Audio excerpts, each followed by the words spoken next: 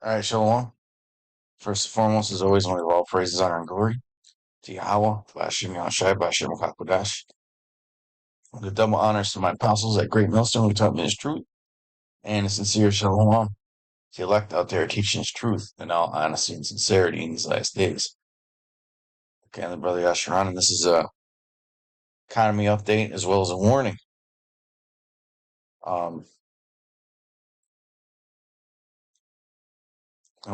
I got these two articles here. I'm going to elaborate on them. One is from Market Watch, and the other one is from Bazinga. I'm going to read the one from Market Watch first. Okay, because these articles point to two different things that are going to happen. Okay. Now, we really haven't felt, talking us as the common person, the consumer, we really haven't felt the effects of these high interest rate policies that much yet. Okay. Now, if you want to go watch one of my previous videos, I did a video last week where it said deflation is rearing its ugly head, something like that. And deflation is starting to show up in the economy, and it's going to affect these producers. Okay.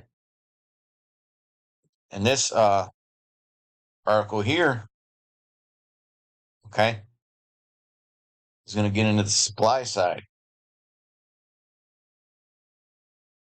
because that's going to affect the supply. Okay. A lot of these producers are going to have to make drastic cutbacks, especially if they can't find workers or materials. Okay. If you notice, the world is becoming more polarized, between the East and the West, and a lot less of the, a lot of these nations are really clamping down on what resources leave their countries. Okay. I'm going to read the one from Market Watch first. The world has changed as investors absorb highest treasury yields in a dozen years or more. The world suddenly looks like a different place on Thursday after treasury yields ended the New York session at their highest levels in a dozen years or more. Treasury yields are the benchmark for borrowing costs across the U.S. economy, and as a result of the Federal Reserve's higher for longer message on rates on Wednesday, right? So the Federal Reserve announced on Wednesday that these high rates are pretty much here to stay. Okay? Investors and traders are coming to grips with the likelihood that the era of low rates is gone. The impact of rising yields and the Fed's messaging reverberated across global markets, sending major stock indexes in the U.S., Asia, and Europe to lower finishes on Thursday. The greenback briefly surged to a more than 6-month high based on the ICE U.S. dollar index, okay, the DXY. And the combination of rising yields and a higher dollar produced what XM senior investment analyst Marios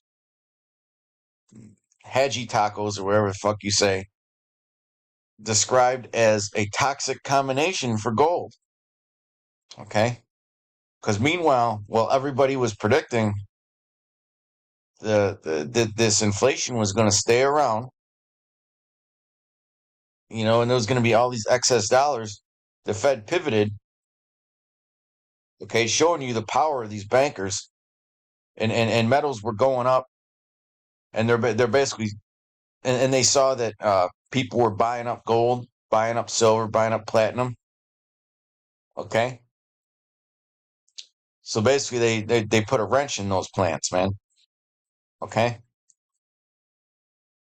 Broadly speaking, it's not just higher for longer interest rates anymore that worry investors, but the possibility that U.S. borrowing costs may have more permanently risen.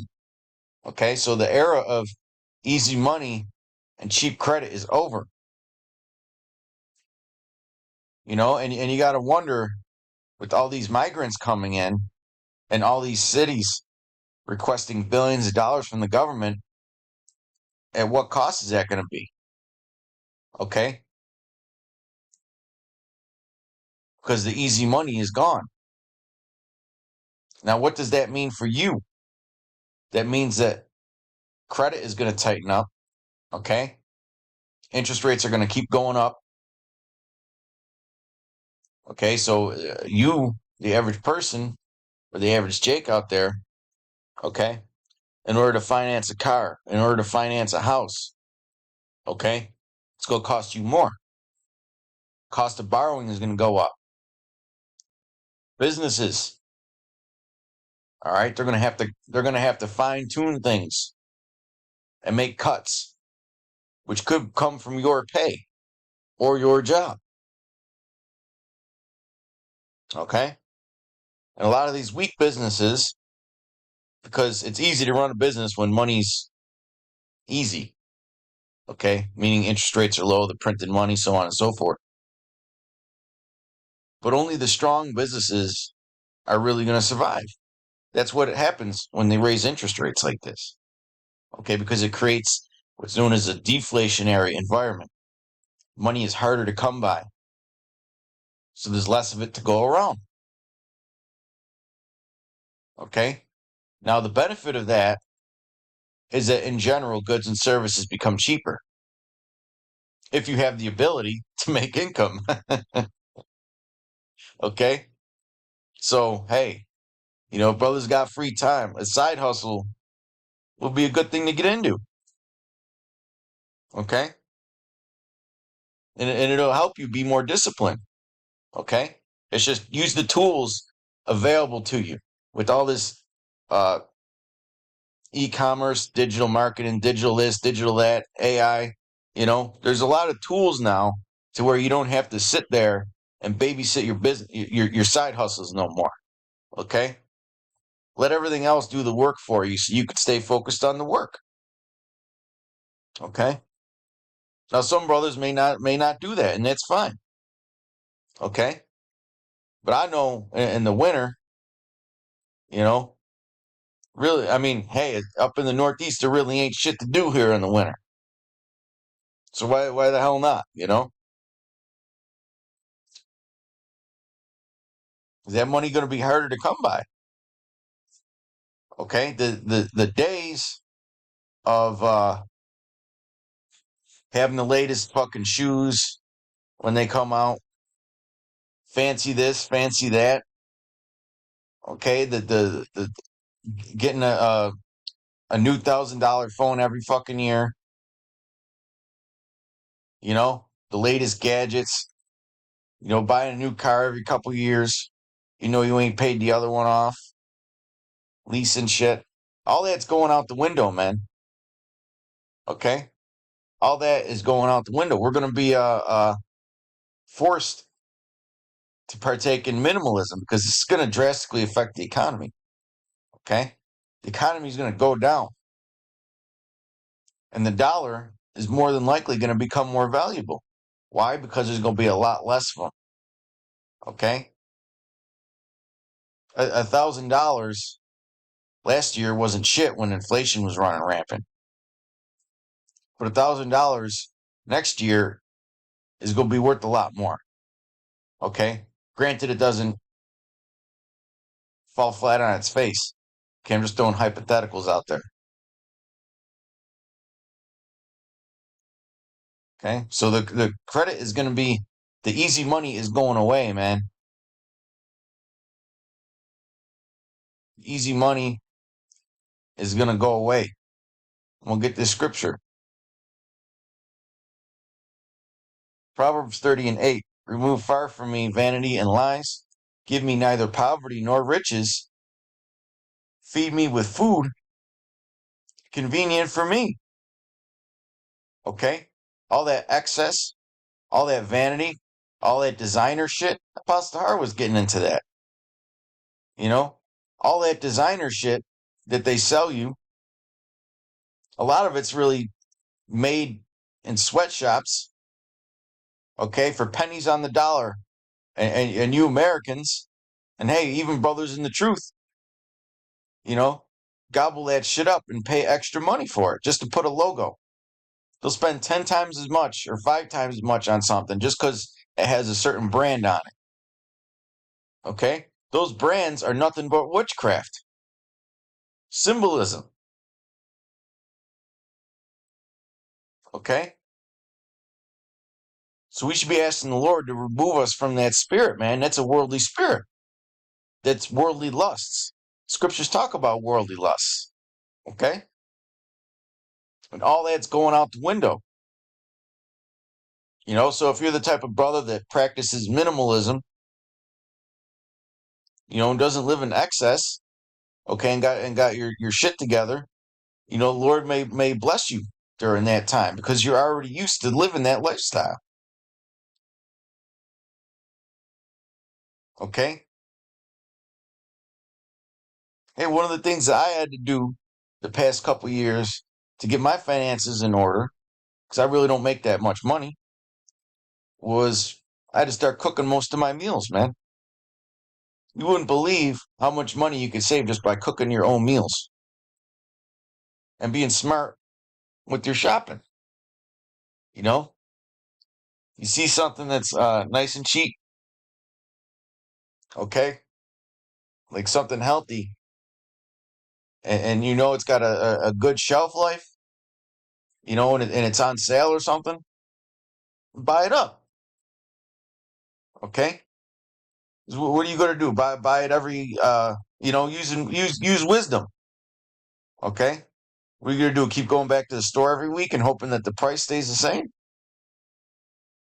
Because one thing I've learned from talking to people who are professional investors, man, you buy shit when you there's a term called buy the dip. When the price dips, you buy it up. Okay? You buy the dip, you know? It's like that for pretty much everything, man. Because who knows really what's going to happen this winter? Okay? I mean, with half of us could lose our damn jobs. We don't know. And yes, we depend on the Lord, but He's given us these signs now to prepare our minds. Okay? So, like the scripture says, give me neither poverty nor riches, you know? And Jake has a habit of spending like he's a rich man when he's not. Okay? Feed me with food convenient for me. And YAHAWASHI spoke about that, man. Okay? Just pretty much being content with what you have. This is Hebrews 13:5. Let your conversation be without covetousness, and be content with such things as ye have. For he hath said, I will never leave thee nor forsake thee. So be content with the things you have. If you got a little extra, I'm not saying you can't treat yourself, but just be content with the things you have. Okay? Because we're coming in a time where if you're used to living in excess and you're not disciplined, the Lord can make you suffer, man. Because why? Because you weren't content with such things as you have. You weren't appreciating what you already have.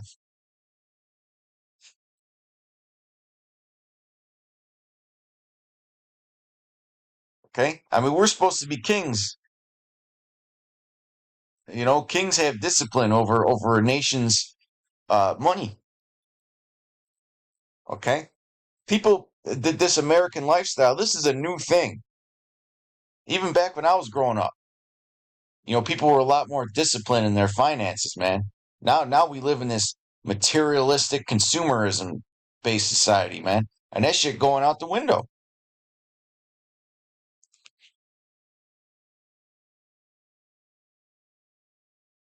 Um,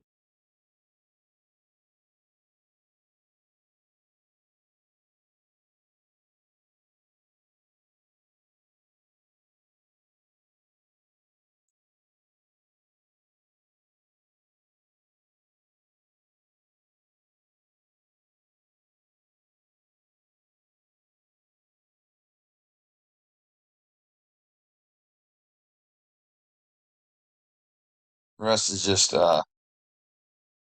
bullshit. Okay, but let's go into this other article. So we'll go. So the money that is in there is going to be more valuable because there's going to be less of it. Okay. Uh,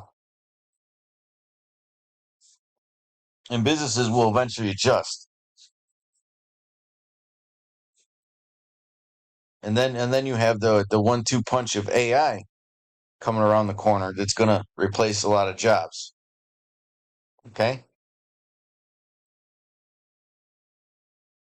Muhammad Al-Arian identifies seismic shift in the world's economic landscape. Implications extend well beyond Fed's policy guidance. Okay, and a lot of people listen to what this guy has to say. I mean, look, he's a member of the WEF, World Economic Forum. Okay, you see this? So you should listen. On Tuesday, acclaimed economist Muhammad Al-Arian, or Arian, or whatever you say, highlighted a significant shift in the global economy, emphasizing an increasingly rigid supply side. Right. Well, what's the motto of the WEF? You will own nothing and be happy. Okay. They want to make it to where only people that got serious cash can afford things. Uh, Contrasting the previous decade dominated by insufficient aggregate demand, which means the supply outpaced demand. What happened? El Arian responded to posts on X, formerly Twitter, by Lisa Abramowicz, which discussed the potential hawkish stance of the FOMC meeting due to supply side constraints. What does that mean? That means less goods and services to go around. Okay, so we have less money to go around, and now we have less things to go around. See what I was saying earlier? The days of materialism and consumerism are over.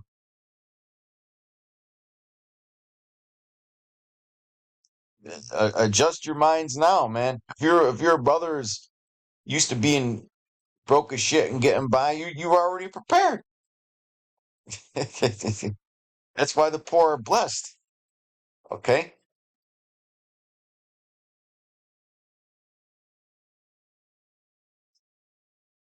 Uh,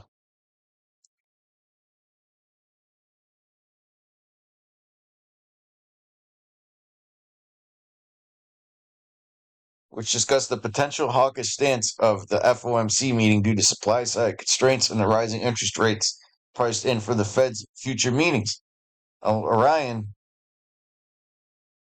or whatever, emphasized a growing acknowledgement that the global economy is currently navigating a period with a less flexible supply side. Shortages, cutting production. Okay, less things on the shelves, less supply. Okay, if you brothers shop a lot on Amazon, you notice that a lot of things are in short supply. They got that subscribe and save feature, and lately my subscribe and save has been ridiculous, man. The products keep getting delayed by a week or 2 weeks. Okay, I never experienced that from Amazon, but lately it's been happening. He stated, slowly but surely, there is growing recognition that the global economy is now navigating a period with the less flexible supply side, different from the prior decade where it was more an issue of insufficient aggregate demand. The implications extend well beyond the immediate outlook for the Fed's forward policy guidance.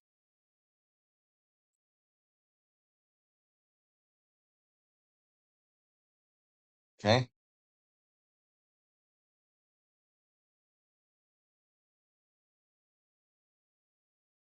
Al-Arian's insights come at a time when the global economic landscape is witnessing significant changes. Now, keep in mind, These are top guys, man. Okay? Investors listen to these guys, and they get access to all kinds of data and research that we simply don't get, okay? Or that you have to pay for. They have their own teams researching this stuff. A lot of it never gets out to the public. The rise in labor strikes to a 23-year high indicates a shift in bargaining power back to labor. This shift, combined with the anticipated decisions of the FOMC and the soaring 10-year Treasury yields, underscores the complexities the global economy is grappling with.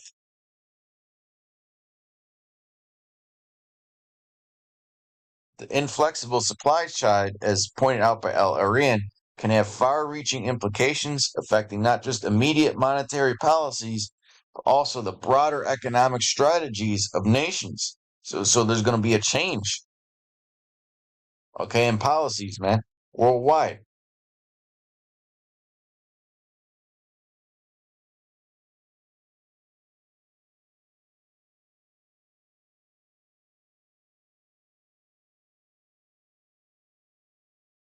Okay, so the days of excess, and a lot of these Jakes out here are going to have a problem, man. Because Jake, as soon as he gets paid, his paycheck's gone. That's going to be dangerous in the times that we're coming, man. Okay? Because Esau Edom has designed this society where everybody lives like a bunch of fucking teenagers, man. You know, living in debt. Okay? You got to have this, you got to have that, or you're not fucking cool. You know? The convenience society where everything is where everything is convenient, but that always comes at a cost. Okay?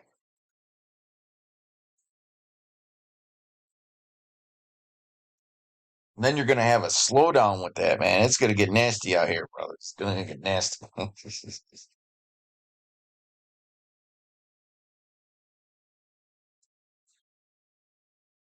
This is First Timothy 6:6. But godliness when contentment is great gain. Right. So be content with what you have. Okay? Because that teaches you to be appreciative of the Lord, man, and instills discipline in you. You know? For we brought nothing into this world, and it is certain we can carry nothing out. Because it's not going to take long for this situation to create an unraveling of stability. Okay? Everything that these devils talk about is 2030. 2030 this, 2030 that. Okay? They got their deadline set, you know? And things are going to shake up before that. And having food and raiment, let us be therewith content. Okay? So be content, man. Have some kind of temperament. You know, you got clothes, you got food, right? We got an ability to put videos up, you know? Just chill with that.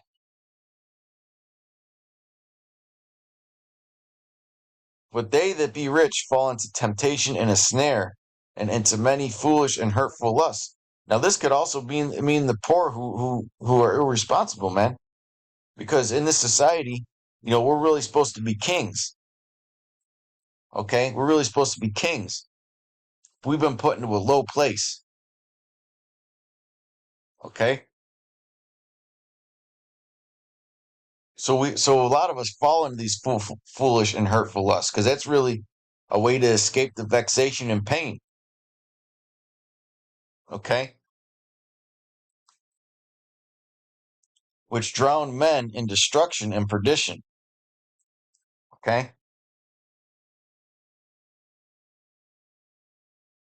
And we'll read this in Second Ezra. Because on the other side, man, what happens when things get bad? Money comes hard to come by. It resorts into what? Crime waves, civil unrest. Okay, those same protections and backstops from the government aren't going to be there. All right, they're going to start cutting food stamps soon, benefits, things like that. That's what higher interest rates are going to do. That's what supply shortages are going to do.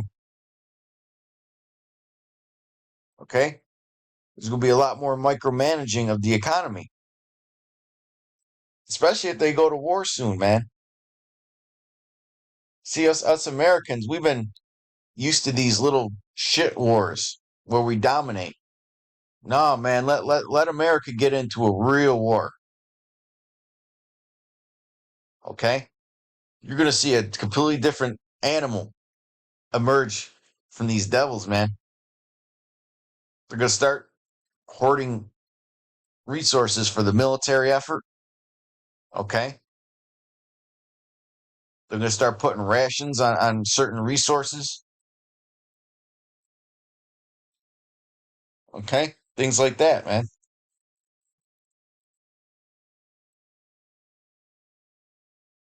Start nationalizing things for the war effort.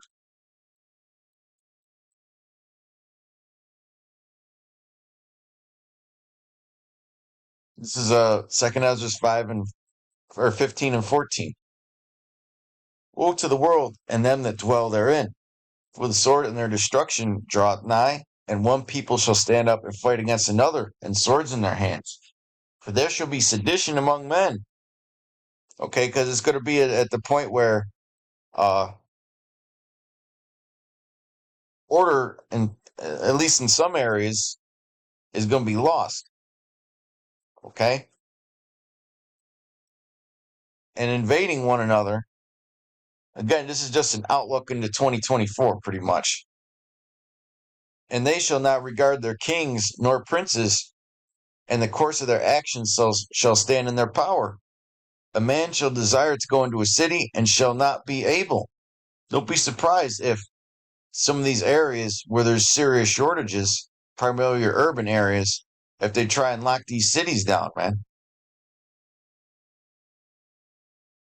Start activating the National Guard, so on and so forth. For because of their pride, the cities shall be troubled, the houses shall be destroyed, and men shall be afraid. A man shall have no pity upon his neighbor, just like the scriptures say, the love of many shall wax cold. Okay? Because these Americans, they're really selfish, but shall destroy their houses with the sword and spoil their goods because of the lack of bread and for great tribulation. So eventually people are going to crack once this recession hits. You know? Because, hey, man, I remember when I was younger, I used to ask my uncles and my great uncles, what it was like. See, this is really the Lord preparing me to talk about this now. They used to tell me what life was like during the Depression, and it was something that always interested me, and they always wanted to talk about it because it's rare for young people to even give a shit about that. But I always had an interest in the history of that, and they told me what life was like, man. And I know, a majority of you fucking soft ass pussies. I'm talking the 30 and under crowd, 35 and under crowd. You soft ass Americans who think that you're hard because you listen to fucking rap all day. Okay, you couldn't live like how they lived. No fucking way could you live how they lived. Every day was a fight for survival, man. There was no backstops. You didn't get your shit paid for on the first of the month. You couldn't get your mama couldn't raise four kids by herself. Okay, and go and swipe a fucking benefit card and fill a shopping cart full of sugar and shit. Okay, it was oatmeal and rice. Okay, for dinner every day. Once in a while, you got a piece of spoiled meat, and your parents would cook the fucking shit out of it, man. All right, those are real hard times. Those times are coming back. Now it may take a while to get that way, but we know eventually it's coming. You think these jakes who sit there and play Fortnite and Call of Duty and smoke blunts all day and gotta have the latest fucking shoes and look like $1 million even though they're living in a fucking trap house or projects? You think that they could handle that? Hell the fuck no. You think these hoes that always gotta have a new fancy iPhone and dress like a damn fucking slut? A lot of y'all ain't even gonna be able to afford makeup. Y'all gonna be looking nasty. Okay, ain't gonna be no more going to the fucking club, man. You go to the club dressed in fancy during that time, your shit's gonna get jacked. And I can't wait for that time to come, man. I can't wait for that time to come, man.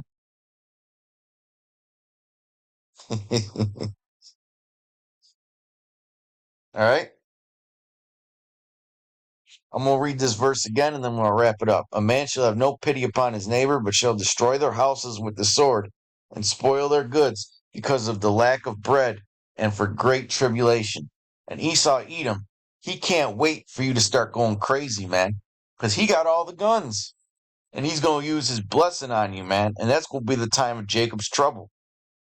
Okay? Because it's not just the martial law you're going to have to worry about here. All right? It's going to be these average, everyday Edomites are going to come at you. Okay? Just look on social media, man. The tensions are in the air. You know? There's spirits created for vengeance. Y'all are going to try and take what they have, and in turn, both of y'all are going to get, both sides are going to get fucking slaughtered, man. Because the Lord is not in favor of either side, man. You 2/3, man. You got to go. Okay? You're a bunch of wicked trendsetters these days, man. You know? A shameless woman shall be counted as a dog during that day, and a harlot as spittle. You hoes out here, man. You like to sit there and show yourself off like you're nothing more than a piece of meat, where you're gonna get treated like you're nothing more than a piece of meat.